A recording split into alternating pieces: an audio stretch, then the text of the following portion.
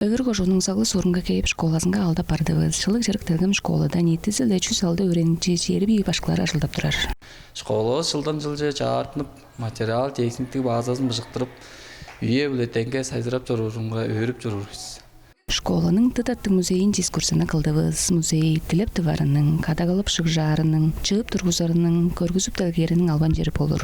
Сағлы ұтмақ школасының тытаттың музейін 24 жылда школаның күн өткілдік башқызы Кыңзыңма Авраевна оғырша каждып тұрғызған.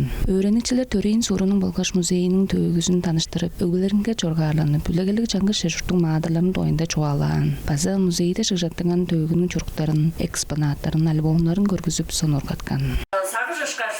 Сағылышқа школы болса деп істейінді де болса олып. Бүгін сұмылыстың, жұртылыстың, жерістің болса төгісін өреніп көріп тұрарыз.